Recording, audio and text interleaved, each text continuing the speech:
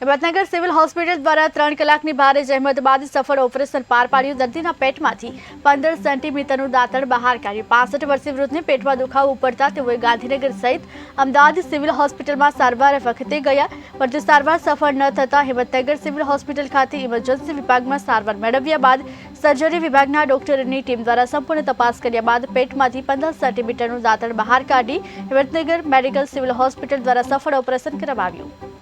અત્રેની GMRS medical college hospital ખાતે તારીખ 6/9/2024 રોજ એક દર્દી જેમની ઉંમર 65 વર્ષની હતી એ પેટમાં સિવિયર દુખાવા સાથે અત્રે આવેલા હતા।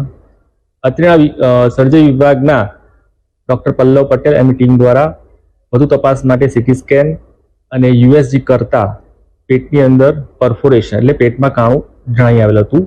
આથી આ દર્દીને તાત્કાલિક લેપ્રોટોમી કરવામાં આવી હતી।